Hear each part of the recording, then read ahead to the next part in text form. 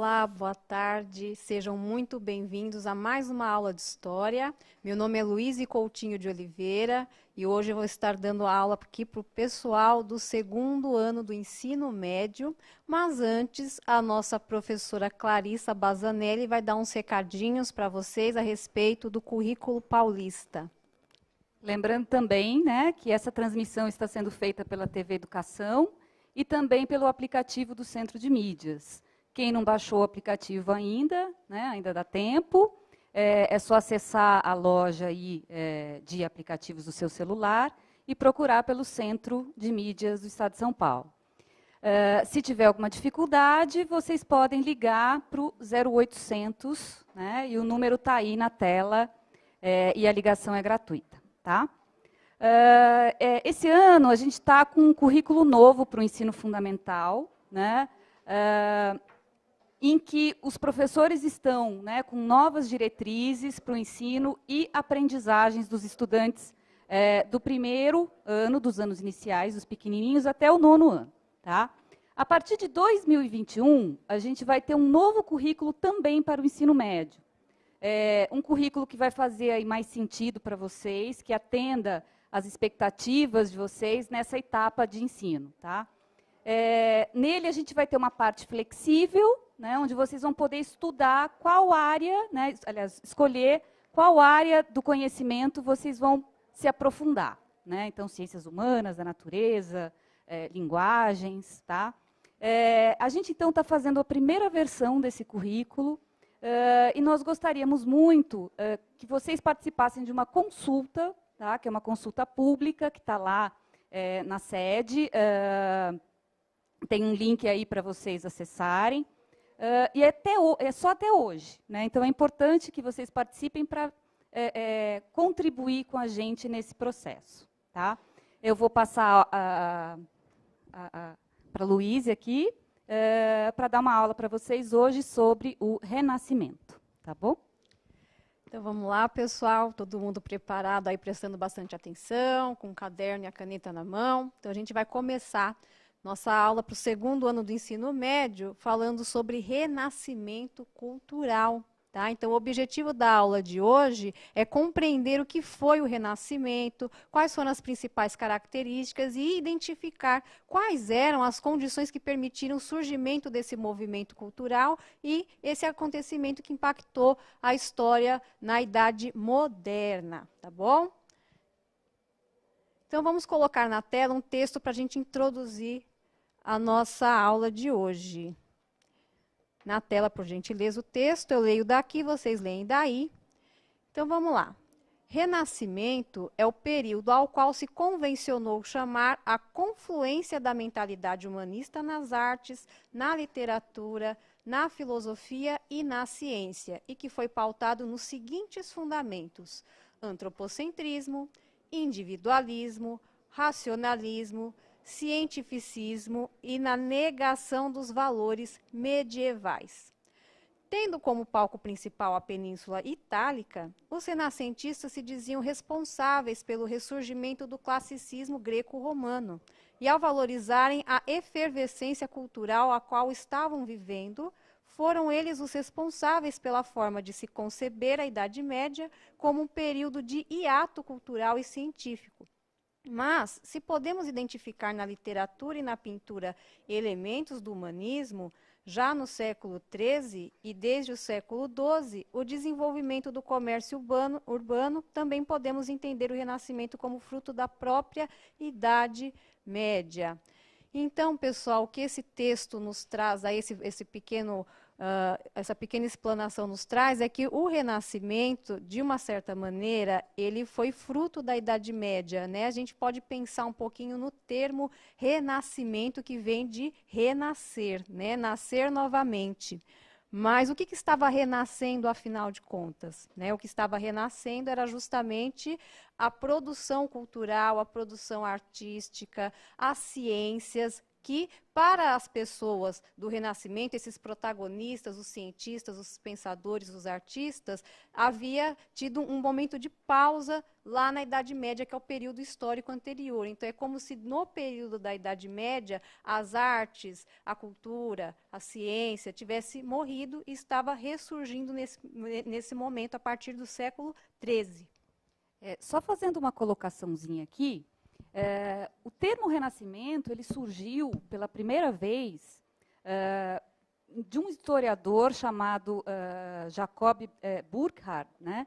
E ele usou lá de um livro antigo, lá do século XVI, né? Do Giorgio Vasari, que falava sobre os pintores, que falava, né, sobre a vida dos artistas do período, que durante um bom tempo o mundo ficou coberto por um véu, né?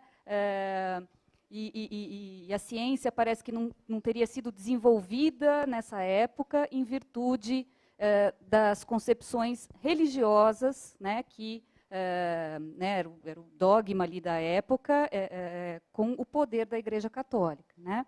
Então, isso também é uma coisa que a gente vai tentar hoje discutir, desconstruir, porque, na verdade, a ciência não deixou de ser desenvolvida ao longo, né, de todo Exatamente. esse tempo. Muito pelo contrário, se a gente lembrar dos monges que ficavam lá fazendo o manuscrito das obras. Os monges copistas, os monges copistas, né? Se a gente tem acesso hoje a obras da filosofia, o Aristóteles, né, enfim, Platão, justamente em função, né, desse pessoal.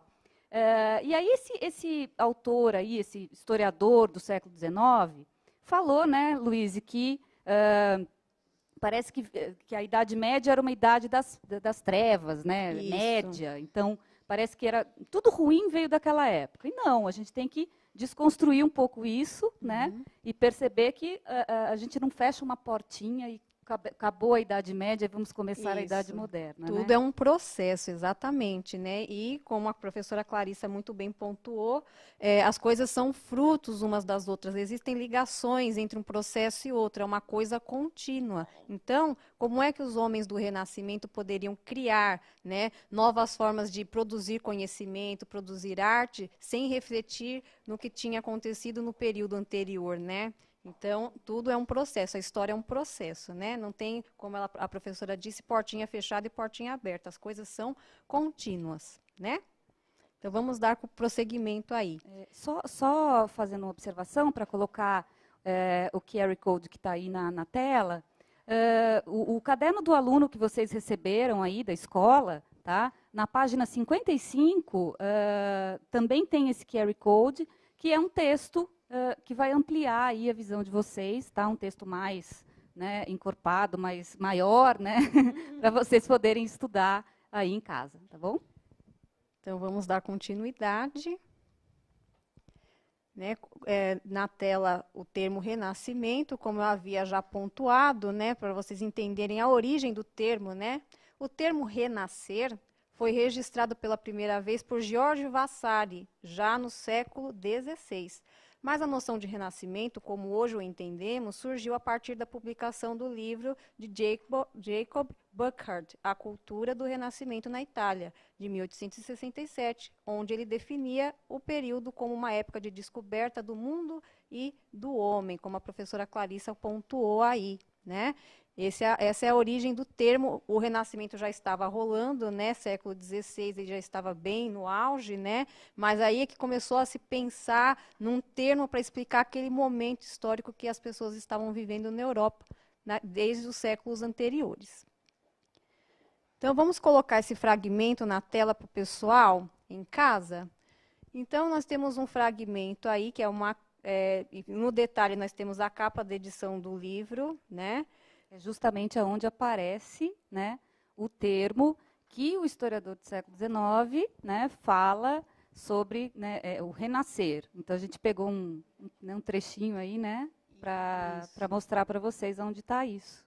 Isso, então está lá o trecho, né? Tendo em vista como ela, a natureza das artes, da pintura e da escultura, de um pequeno início, chegou a um grau tão elevado e de tão nobre grau, caísse em extrema ruína e, por conseguinte, a natureza dessas artes que, como as outras, como os corpos humanos têm o nascer, o crescer, o envelhecer e o morrer. Poderão agora conhecer mais facilmente o progresso de seu renascer e daquela mesma perfeição alcançada em nossos tempos. Né? Então, está aí o Giorgio Vasari, que é um homem do Renascimento, refletindo sobre o que ele estava vivendo, né, professora? E que aí, né, o Burckhardt, esse historiador do século XIX, deu o nome de Renascimento, por causa desse texto aí. Então vamos lá, pessoal, dando continuidade aí à nossa aula, vamos colocar na tela duas imagens, tá? São obras deste período aí do Renascimento. Então a primeira que aparece à esquerda de vocês na tela, tá lá, né? Apolo de Belvedere, né? Que é uma cópia, na verdade, essa imagem aí, né? Do século I, da era cristã. E do lado direito da tela de vocês aparece uma escultura de Michelangelo intitulada Davi, né, que está na Academia de Belas Artes de Florença, na Itália, e foi feita entre os anos de 1501 e 1505. Então, essas duas obras aí do Renascimento já nos trazem muitas características que a gente vai discorrer daqui a pouquinho para vocês. As duas, a gente pode observar, né, na imagem, que existem semelhanças, né, entre as duas obras. E uma, ela foi feita no século I, e a outra no século, né, XVI. Então, quer dizer, quando a Luíse colocou lá no comecinho da aula, né, falando sobre a influência né, do classicismo, dos gregos, dos romanos, a gente já pode enxergar aí um pouquinho, né, essa semelhança. Agora, né, o rigor, né, a preocupação, né, com a beleza, com o naturalismo, né, Isso. Com mostrar a obra, né, de forma perfeita, no Renascimento ele é maior ainda do que, né, nos gregos. Exatamente, né, porque eles precisavam também, para entender o que seria esse movimento do Renascimento, e como seria a produção artística a partir daquele momento, eles buscaram referencial lá na Grécia e na Roma antigas, né?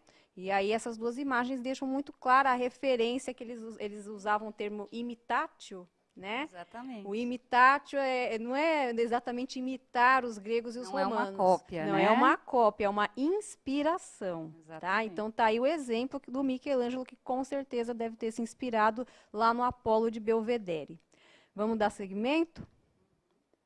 Então, olha só, vamos refletir um pouquinho na tela, por gentileza, o que está aí colocado nas duas imagens, o que elas têm em comum, as duas obras, só para a gente fazer esse fechamento, né? Os dois personagens retratados nas esculturas são Apolo, olha aí a referência da cultura greco-romana, né? Apolo é um deus greco-romano.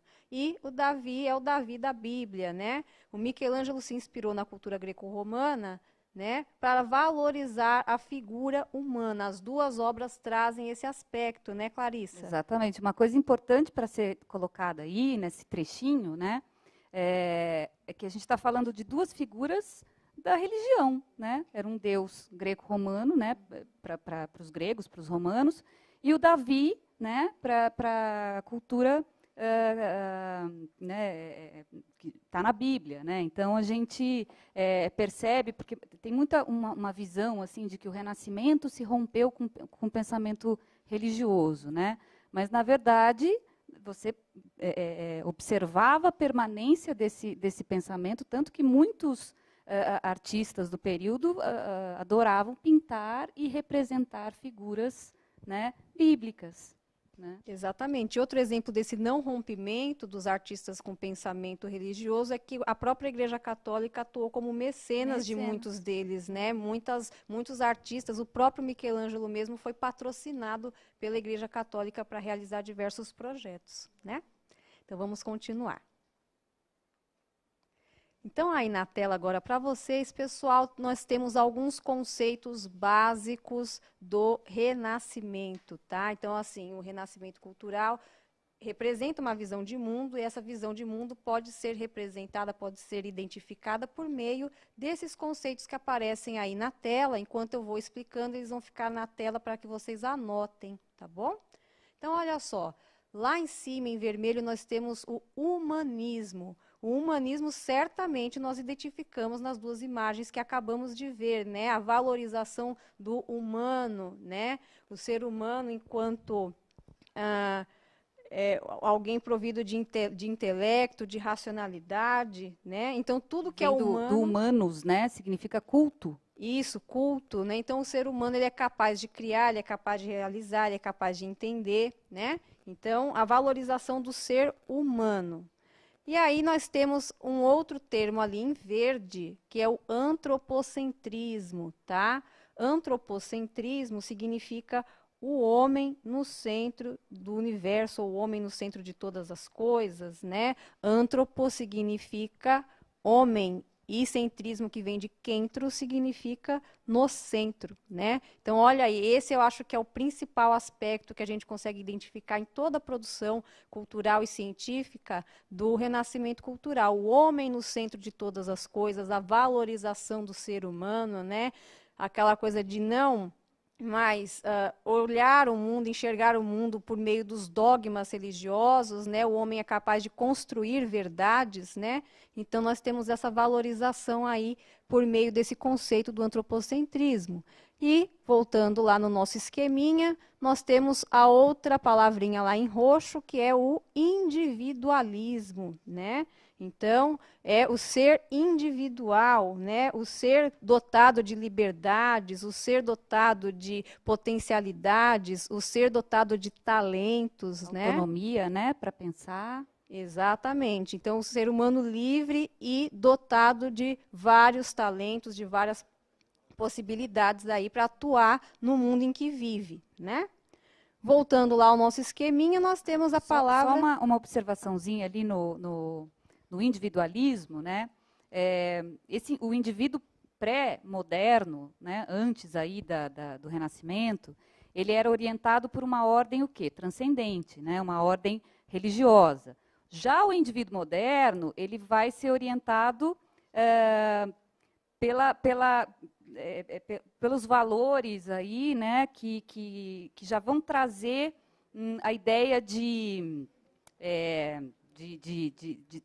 autoria, por exemplo, né? A gente vai ver algumas obras aí para analisarmos e você não tinha, né, um pintor que assinasse antes, né? Agora você já começa a ter essa até concepção. dando um spoilerzinho da próxima aula do segundo ano do ensino médio, né? A produção artística durante a Idade Média era predominantemente realizada por membros do clero, da Igreja Católica, e eles não tinham essa coisa de assinar a obra, de falar eu que fiz, né? Então o individualismo do Renascimento vem nesse sentido, o homem, eu sei fazer, eu fiz, eu assino, eu, né, reconheço o meu talento e divulgo o meu talento, né? Ele se reconhece como um ser dotado de potencialidades, né?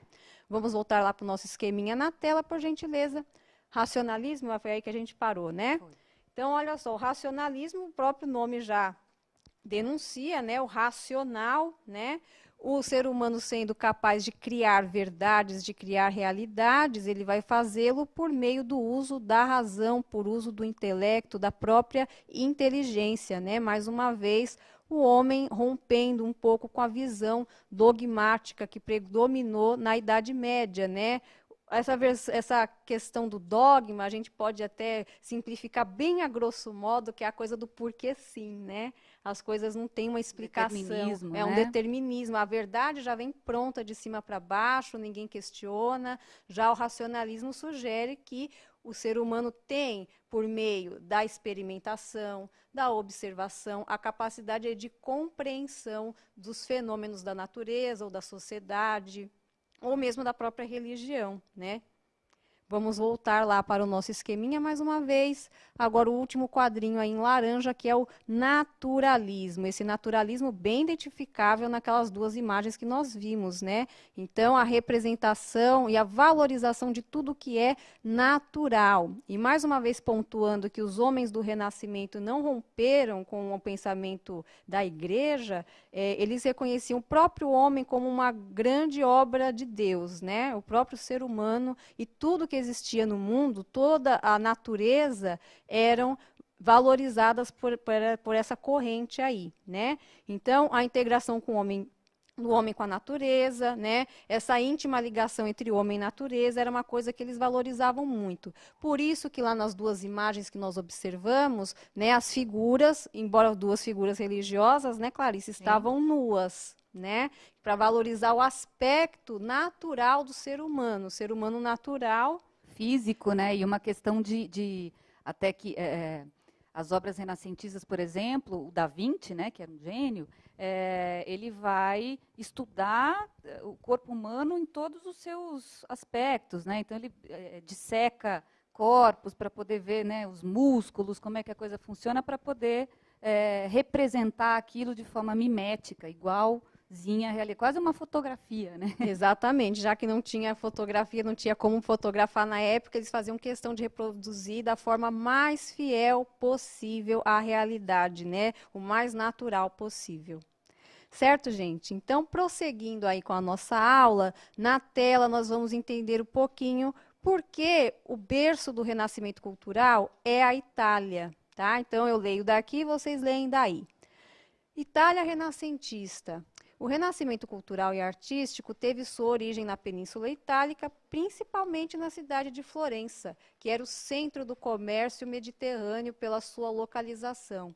As cidades da Península Itálica, desde o século XI, passaram a se organizar como repúblicas independentes e, com isso, transformando as relações feudais. Em virtude do grande movimento na economia, os excedentes eram investidos em obras de artes pelos mecenas.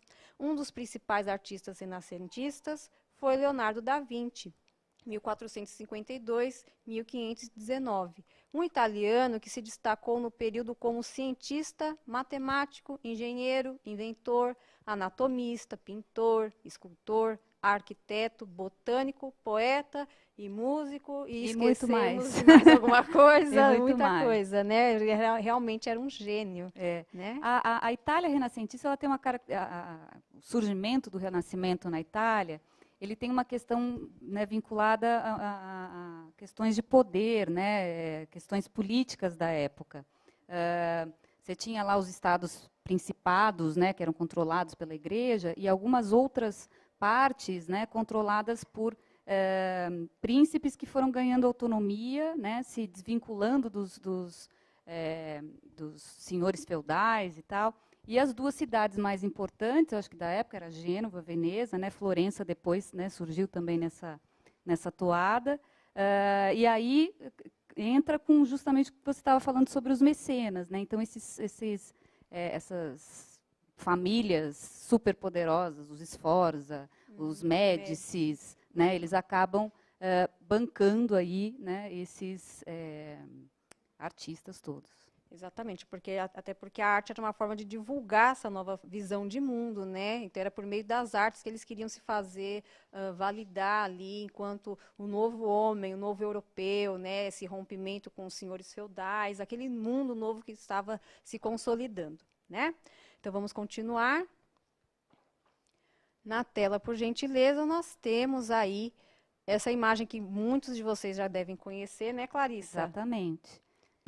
Só para fazer uma parte aqui, né, para os estudantes que têm deficiência visual, né, a gente tem um homem, né, no centro, né, de uma imagem, um círculo, assim, né, mostrando, ele é chamado de homem vitruviano, né, com uma absolutamente perfeitas, né, o equilíbrio, as proporções e tal.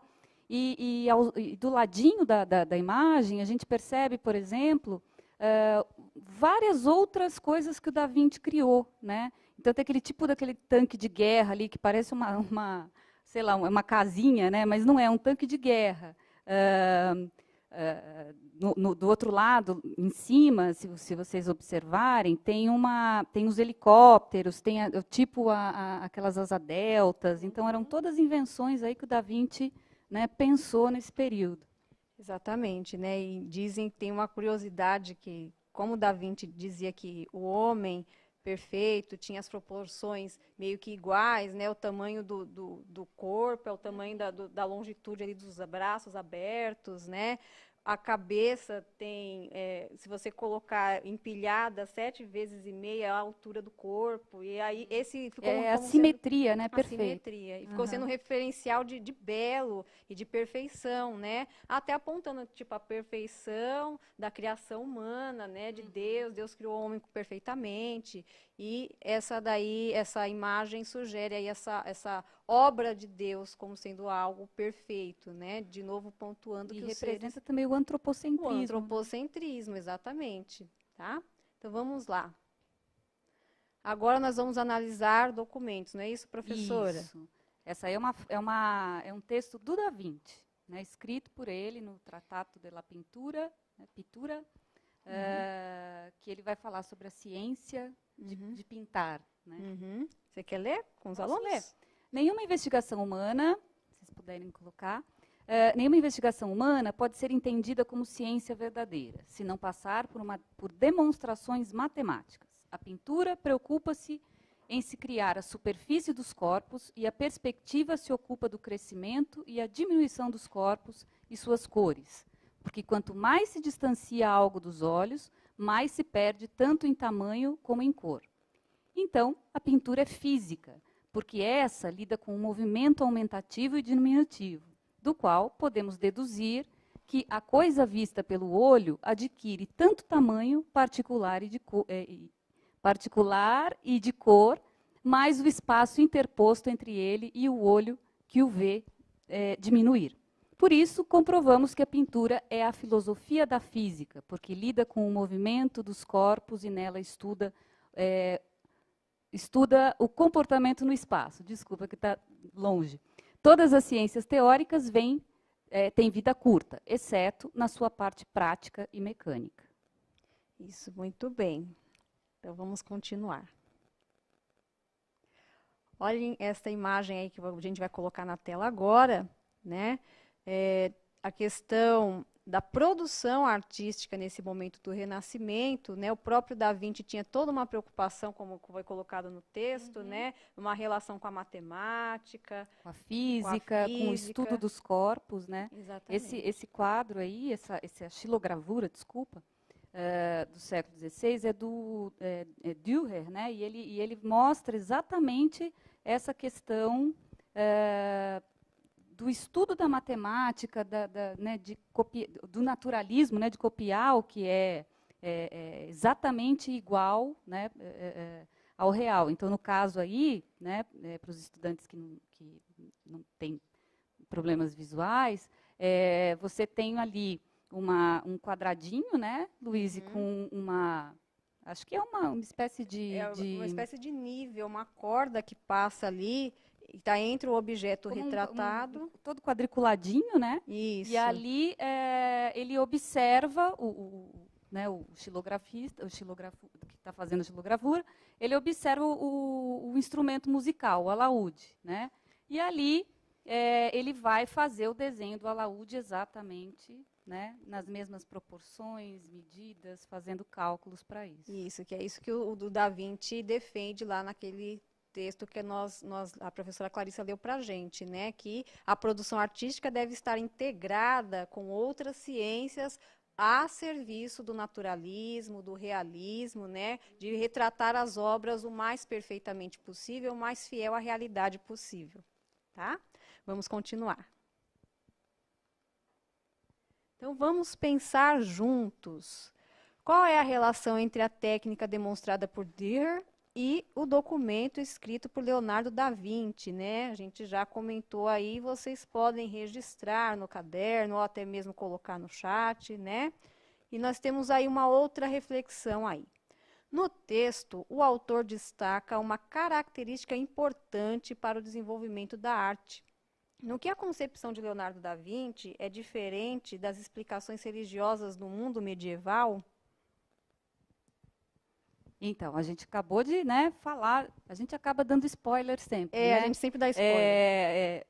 A técnica demonstrada pelo, né, pintor, aí, o Dürer, e o Da Vinci é justamente essa, né, essa preocupação em tornar a pintura não só uma coisa, né, de se deleitar com a beleza daquilo, mas são estudos, é a física, é a matemática, é a anatomia, né, para eu poder representar alguma coisa.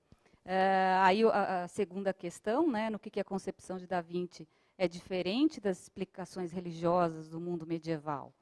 Né? Ele está rompendo com um certo determinismo, né, e mesmo na arte, né, a gente observar a arte medieval, por exemplo, ela é mais, ela não tem perspectiva, dimensão. Isso, ela é mais simples, não tem muitas técnicas envolvidas, Exatamente. é um desenho mais chapado, com o uso de cores meio limitado, né? Não tem tanta exploração técnica, né?